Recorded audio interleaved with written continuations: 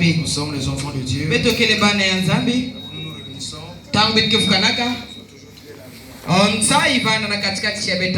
Amen. Amen. Prenons nos Bibles.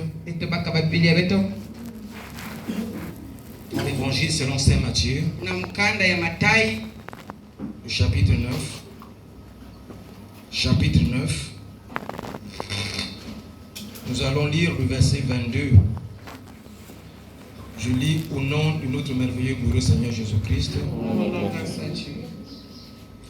Jésus se retourna et dit, je préfère commencer au 20 afin que vous connaissiez l'histoire. Voici qu'une femme atteinte d'une perte de sang depuis 12 ans s'approcha par derrière et toucha le bord de son vêtement.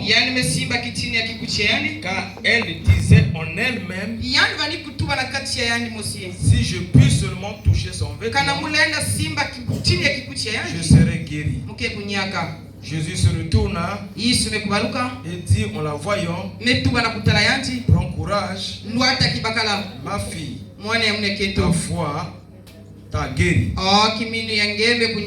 Acclame cette parole.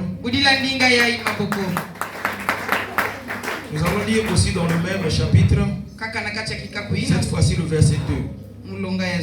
Matthieu 9, 2. Matthieu 9, le verset 2. Je commence au premier verset pour arrêter au verset 2. Jésus étant monté dans une barque, traversa la mer et alla dans sa ville. Voici, on lui amena un paralytique couché sur un lit. Jésus, voyant leur foi, dit au paralytique, prends courage, mon enfant, tes péchés sont pardonnés. Parole du Seigneur. Acclame royal.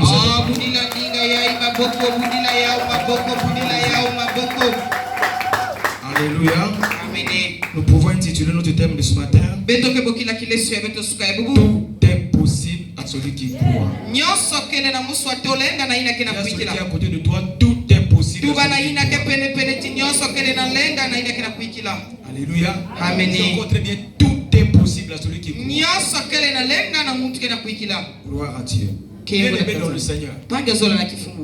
Croire ici, c'est faire confiance au Seigneur. Nous avons défini entre temps la foi comme étant la confiance en Dieu.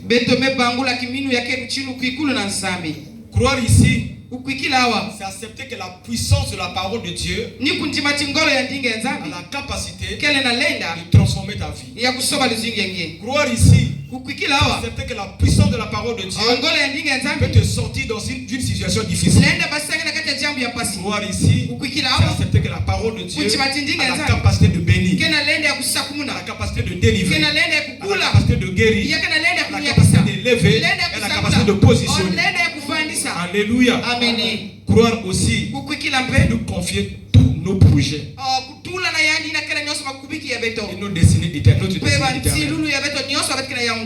Croire ici aussi, c'est échapper à la condamnation. Parce que la Bible dit que ceux qui n'ont pas cru, ou ceux qui ne croient pas, sont déjà condamnés d'office. Est-ce que je parle à l'église? Amen. Alléluia. Amen. Bien aimé dans le Seigneur, nous venons de lire deux passages. Et nous avons quand même une leçon à retenir par rapport à ces deux passages. On nous parle d'une femme qui a souffert pendant 12 années. Elle n'avait pas de solution à son problème. Mais un jour, elle a rencontré une personne qui s'appelle la vie. Celui qui était venu pour libérer les captifs, pour rendre libres les opprimés. La personne de Jésus-Christ, notre Seigneur. Nous avons suivi l'histoire.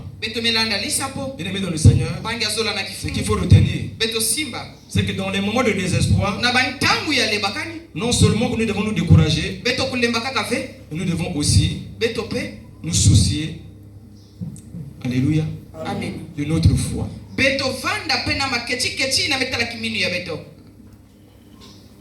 Quel que soit ce que tu traverses, tu ne dois pas te décourager si tu as la foi. Parce qu'un homme et une femme de foi ne se découragent jamais. Parce qu'il peut tomber aujourd'hui, il a la foi que demain Dieu peut le relever. Il peut manquer aujourd'hui, il a la foi que demain Dieu peut l'accorder quelque chose.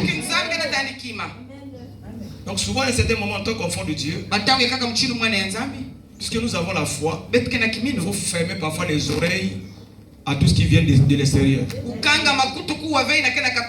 Le monde est fait pour décourager. Les hommes sont faits pour nous décourager. Je te dis ce matin, quelle que soit la situation,